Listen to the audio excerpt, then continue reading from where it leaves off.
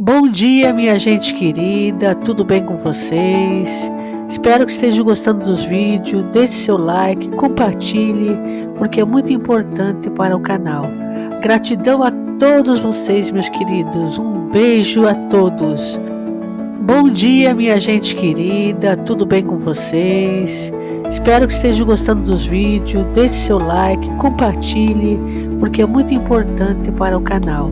Gratidão a todos vocês, meus queridos. Um beijo a todos.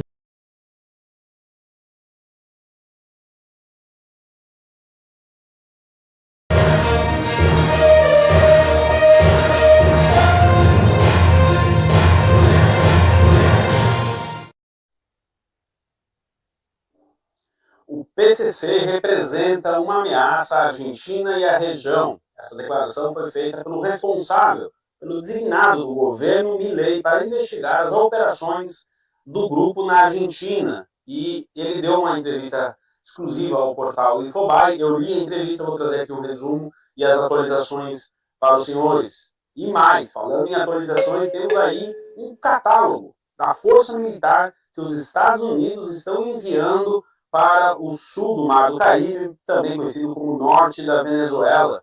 O arsenal é pesado, viu? Quem assistiu a live de ontem, a gente já anunciou, né, que tinha alguma coisa ali, e à tarde tivemos atualizações sobre isso. O Paraguai vai investigar também as ações do Hezbollah na Tríplice Fronteira. E, como havíamos anunciado ontem também, tivemos a confirmação de outros membros do governo Dilma sendo sancionados pelo governo americano por conta da participação de mais médicos. Então, a pauta está recheada, sejam todos muito bem-vindos. Eu sou o Evan, eu falo diretamente de Londres, no Reino Unido. Hoje é sábado, dia 16 de agosto de 2025, são 13 horas, 12 horas e mais 59 minutos e mais 1 minuto em Londres, 9 horas e 2 minutos da manhã aí no Brasil, por gentileza. Acho que ninguém reclamou do áudio e som, isso já para mim é um código que está tudo ok e a gente pode dar início aos trabalhos. Lembrando que você pode contribuir aqui com através do Superchat, e nós temos a alegria de ler o seu Superchat aqui ao vivo, e também através do Pix, que está na descrição deste vídeo. A sua ajuda ela é muito importante aqui para a manutenção do trabalho que eu e o Samuel fizemos. Você que está assistindo gravado pode contribuir com um valeu depois aí também, que ajuda muito, além daquele like, né? Bom, então, como está tudo ok, vamos dar início aqui aos trabalhos, já agradecendo o Samuel, que preparou a transmissão para a gente. Muito obrigado, Samuel. E olha só, nós tivemos então uma entrevista coletiva do Martin Verrier. Quem é o Martin Verrier? Ele é o secretário de combate ao narcotráfico e ao crime organizado. E agora ele está capitaneando, então, uma divisão ali dentro dessa secretaria que está sendo considerada, está sendo chamada o FBI da Argentina. Agora, anotem segurem essa sigla com os senhores aí por um minuto. Depois a gente vai falar de novo de FBI, mas não bem nesse contexto da Argentina, mas não se esqueçam do FBI. Bom, o governo Milei anunciou uma espécie de força-tarefa para organizar aí a investigação, então, em relação à atuação do grupo PCC, que o Martin Verrier classificou como uma ameaça de alto nível à Argentina e à região. E na entrevista ele explica, então, como será toda a rede de investigação. É uma coisa bem ampla. Me parece que eles já começaram alguma coisa em 2016, 2020, e aí durante o governo do Alberto Fernandes, de esquerda, esse trabalho foi interrompido, pelo que o Martin Verrier está dizendo aqui, e agora eles estão retomando. Essa é uma das principais ações do governo Milei, que vai muito, mas muito na linha do governo dos Estados Unidos, do Donald Trump, do combate ao narcotráfico. Então, o governo Milei já apresentou números interessantes da queda dos homicídios lá na Argentina desde que assumiu o poder, e agora, então, ele está reforçando essa questão da investigação sobre a atuação do PCC em seu país. Quem designou o Martin Verrier foi a ministra Patrícia Bullrich, que anunciou também, né, essa questão toda. E aí, no começo da entrevista, ele explica um pouco como funciona o grupo que ele está coordenando. Enfim, obviamente que, por ser um investigador, ele não vai também trazer muitos detalhes. Quem está pedindo se o Maduro fugiu, não temos informação do Maduro até o momento, pelo menos, ter fugido, tá? E aí, durante a entrevista também, ele disse que realmente a dimensão é muito grande da atuação do PCC e que a Argentina entrou na rota, digamos, do grupo, justamente porque o grupo vem buscando outras maneiras de enviar o produto que eles vendem, que eu não vou dizer aqui, mas vocês podem imaginar qual é o produto, eles precisam diversificar as rotas, né? Agora eu vou trazer a pauta do Paraguai aqui, tá? Que não está na capa do vídeo, mas ontem à tarde o Paraguai, depois de longas conversas com o governo americano, o Paraguai está fechando uma série de acordos muito bons para o Paraguai com os Estados Unidos. As autoridades paraguaias estiveram reunidas com o secretário Marco Rubio na quinta-feira, hoje é sábado, na quinta-feira, e a gente começa a ver aí alguns frutos dessas reuniões das autoridades paraguaias. Uma delas, ontem, o Paraguai anunciou também uma força-tarefa para investigar a atuação do grupo Hezbollah ali na Tríplice Fronteira. Lembrem que eu falei da sigla FBI? Pois é, este grupo está sendo treinado pelo pessoal do FBI dos Estados Unidos para atuar ali na Tríplice Fronteira. Então nós temos de um lado a Argentina, que também já demonstrou interesse em diminuir a atuação, se os senhores me entendem, perdão. A chance de você conseguir uma loja pronta de dropshipping por R$37 está acabando. E quando acabar, nem... Nesse sentido, o Brasil, pessoal, ele está isolado, a gente sabe, isso é um fato. É a pior crise diplomática da história do Brasil. Né? Nunca as relações exteriores do Brasil estiveram tão mal como estão agora. E, nesse sentido, o Brasil consegue ficar isolado até mesmo dentro do Mercosul. Isso porque o Paraguai e a Argentina vêm trabalhando em conjunto, então, com essas ações. Alguém pode dizer, mas Ivan, como é que você está ligando o PCC ao Hezbollah? Não necessariamente, eu não estou fazendo isso, mas existem já algumas investigações, principalmente do lado de Israel, de que os grupos, de alguma maneira, tenham uma parceria, vamos dizer assim. Então, eu, pegando essa informação lá de Israel, somada às ações aí do Paraguai, da Argentina, junto com os Estados Unidos, a gente começa a ligar aí todos os pontos, né? E eu acredito que sim, tem até uma influência por parte do governo de Israel, dizendo ao governo americano, olha, precisamos neutralizar os aliados do Hezbollah e dos demais grupos próximos ao Hezbollah que atuam fora do Oriente Médio. E aí a América do Sul é onde o Hezbollah por muitos anos nadou de braçada, sem nenhum contrapeso, nenhuma investigação séria, nada muito robusto para impedir a atuação do grupo na América Latina. Aparentemente, esse momento está chegando ao fim. Tá? Então, são notícias que a gente precisa monitorar. E também tem uma questão enorme envolvendo o Brasil, que é o seguinte: o Paraguai e a Argentina estão fazendo esse trabalho. Outros acordos em relação ao Paraguai e a Argentina provavelmente virão. E o Brasil? Lembrando que há coisa de 30, 40 dias atrás, um pouco mais talvez, o governo americano gentilmente solicitou ao governo brasileiro que classificasse, né, o PCC e o CV como organizações terroristas. O governo brasileiro não fez isso até agora. Aí a nossa audiência aqui, nessa semana, vai perguntar, pô, mas aí o governo americano, ele depende que o governo brasileiro classifique as organizações como terroristas para que ele, o governo americano, possa fazer? A resposta é não. Se o Departamento de Estado recolher provas o suficiente e entregar na mesa do Trump, daqui 5 minutos o Trump pode assinar ali junto com o secretário de Tesouro e o secretário de Estado a designação desses dois grupos como grupos terroristas. Não depende da atuação do governo brasileiro. Por que o governo americano, então, pediu para o governo brasileiro fazer isso? Por um simples motivo, que a hora que isso for apresentado para o Congresso, porque lá o governo, mesmo tendo a maioria na Câmara, ele precisa prestar contas para o Congresso, que é a casa do povo, ou seja, prestar contas para o povo, ele precisa explicar por que ele está designando A, B, C ou D como organização terrorista, certo? Então, ele precisa desse material, e se o governo brasileiro tivesse designado esses grupos como terroristas, já teria facilitado aí o trabalho do governo americano. Como não designou, não tem problema, o governo americano vai fazer a sua parte, tá certo? E isso é algo que nós estamos monitorando. São várias pontas abertas aí que nós temos, essa questão, a delação do Hugo Epoio Carvajal, se vai sair, não vai sair, o que ele pode entregar, o que ele não pode entregar. Minha opinião, ele já entregou muita coisa, e por isso que a gente está vendo tanta movimentação assim na América do Sul, mas isso é apenas análise, em base àquilo que está acontecendo no campo, né? E essas ações todas agora envolvendo a América do Sul. Falando em América do Sul, vamos pegar o aviãozinho e subir um pouco em direção ali à Venezuela, pessoal. Eu não tenho essa informação, muitas pessoas estão perguntando. Maduro fugiu, Maduro está num bunker, o Maduro foi comprar pão, o Maduro cortou o bigode para disfarçar. A gente não tem, né, essa confirmação até o momento. Lembrando que hoje é sábado, 9 horas da manhã, pode ser que daqui 2 horas a gente tenha uma atualização sobre isso. Agora, o que é fato é que ontem nós tivemos aí uma noção do poder bélico que os Estados Unidos estão enviando para a região. E não é brincadeira, tá, pessoal? Não é brincadeira. Eu vou ler aqui a lista do que está sendo enviado ali.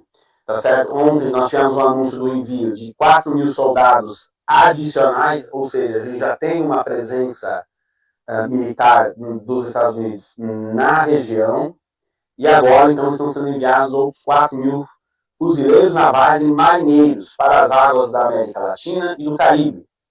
Além disso, a mobilização conta com um grupo anfíbio de prontidão Iwo-Jima e da 22ª Unidade Expedicionária de Fuzileiros Navais para o Comando Sul dos Estados Unidos, que até então não havia sido relatada, essa é uma notícia nova. Mas, além disso, um submarino de ataque com propulsão nuclear. Nós comentamos aqui ontem sobre o submarino, mas eu não sabia a classe do submarino. Lembrando que os submarinos não são todos iguais. Tem as divisões, né? E esse aqui não é uma divisão simples. Aeronaves de reconhecimento P-8, isso a gente trouxe ontem já na live, né? A novidade aqui também, que dá uma força, uma noção da força que os Estados Unidos estão implementando, são vários contratopedeiros. Opa, a minha é difícil essa. Ontem para gravar o vídeo no Instagram, eu tive que gravar umas 10 vezes o vídeo, porque eu errava toda vez. Vários contratorpedeiros, palminhas para mim aí, e um cruzador de mísseis guiado também estão sendo alocados. Cruzador de míssil, pessoal. Vou ler de novo para ver se eu ganho as palminhas. Contratorpedeiros. Pronto. Bom, traduzindo isso, vamos pôr no papel, e aqui agora, o Donald Trump vai receber o briefing, ó, essa aqui é a força de prontidão lá no Mar do Sul do Caribe. Quais são as opções? A primeira delas é desde um bloqueio naval, os Estados Unidos já tem ali um considerável equipamento militar para eventualmente organizar um bloqueio naval em torno da Venezuela, mas acho que essa opção, por enquanto, ela precisaria de mais reforço naval ali para ter sucesso. E essa força aqui já permite os Estados Unidos a realizarem um ataque contra as bases do cartel de Los Soles na Venezuela. Isso é uma informação, eu conversei com analistas, e sim, tecnicamente falando, a partir de amanhã, aliás, tecnicamente falando, hoje, mas só falando desse equipamento que está indo para lá, tecnicamente falando, se o presidente americano disser vamos atacar algumas bases do cartel de Los Soles na Venezuela, basta ele ligar para o general e executar a ordem, o plano está pronto e as forças militares estão ali na região. É disso que nós estamos falando. Realmente, pessoal, tem muita notícia acontecendo, tem tanta coisa, né, se desenvolvendo, que essa é uma das principais notícias da semana. Os Estados Unidos colocaram aí uma força de poder de fogo para atacar as bases do cartel de Los Soles na Venezuela. Tem uma análise que eu vendo aqui com um com o outro, que é assim, olha, Ivan, a desculpa oficial, desculpa não, a versão oficial é de que essa força está ali para impedir o tráfico de drogas, então abordar ali os barcos usados pelos narcotraficantes para fazer o transporte de drogas. Só que essa equipe que foi enviada para lá não é treinada para isso, então existe uma certa preocupação. E eu concordo com quem faz essa análise. Os fuzileiros navais não são treinados para fazer esse tipo de abordagem.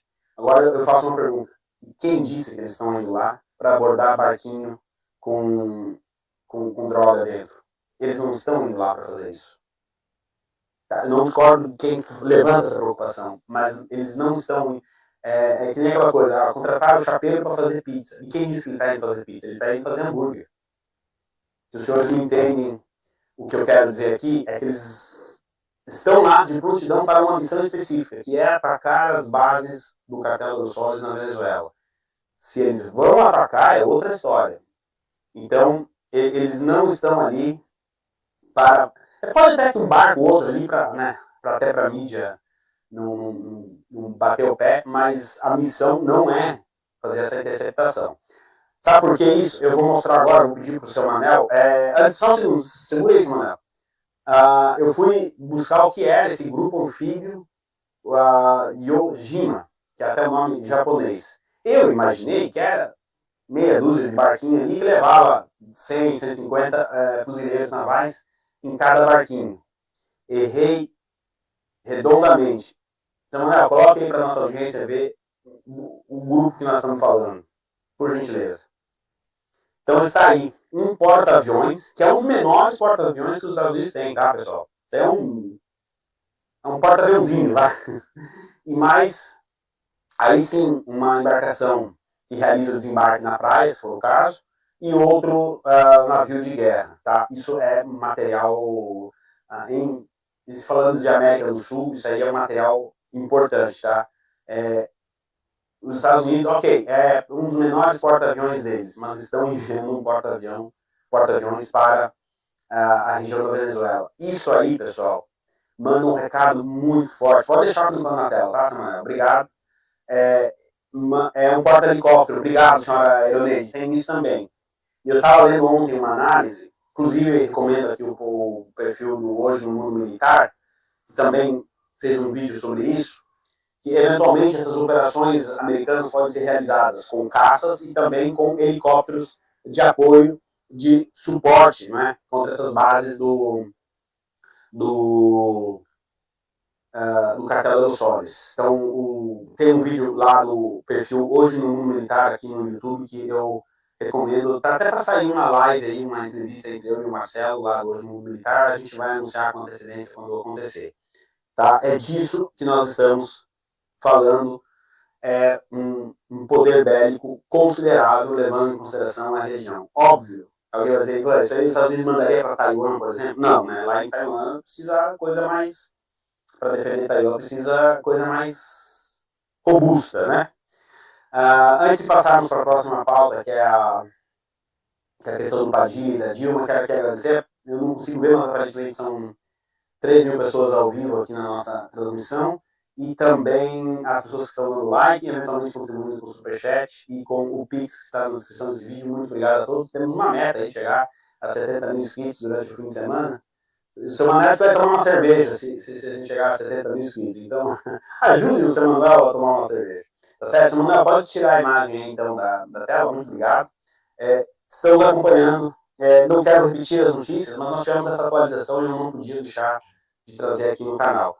Assim como também outra atualização, né, nós ontem aqui no canal também anunciamos que a possibilidade de que a ex-presidente...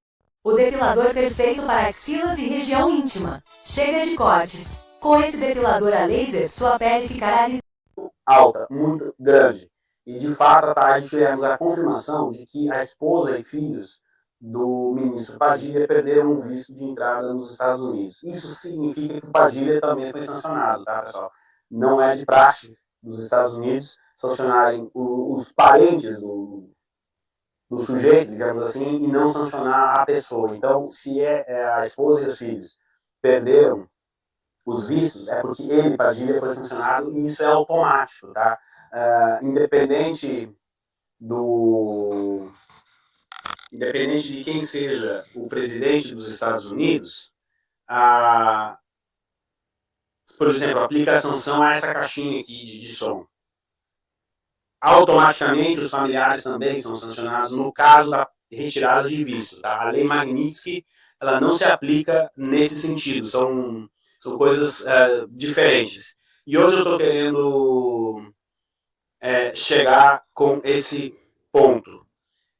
minha opinião, a chance da Dilma, isso é opinião, tá, pessoal? Não está confirmado, mas eu não me surpreenderia se nas próximas horas ou dias a gente descubra isso. Mas, na minha opinião, a probabilidade de que a ex-presidente Dilma Rousseff tenha sido sancionada é muito grande, é muito alta, tá, pessoal? Só que não tem como a gente descobrir, eu expliquei ontem, né? No caso da lei Magnitsky, você tem lá o Global Act, Assets, enfim, tem um portal lá do governo americano que você entra e consegue verificar. No caso de retirada de vistos, não tem como, porque até os Estados Unidos precisa respeitar a lei de privacidade da pessoa, né?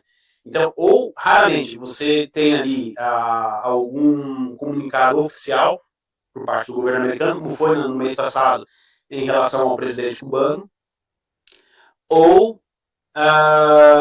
você tem ali a pessoa que foi sancionada dizendo, olha, perdi meu visto, minha esposa perdeu o visto, fulano aqui perdeu o visto, tá? Então, repito, essa não é uma informação, mas é uma análise, e eu acredito, olhando o modus operandi do secretário Rubio, né, eu acredito que ele começou com os funcionários de baixo calão, ali de baixo, né, e foi subindo até chegar ao ministro da Saúde. Quem chega no ministro da Saúde chega no presidente. É o que eu acredito que tenha acontecido, tá?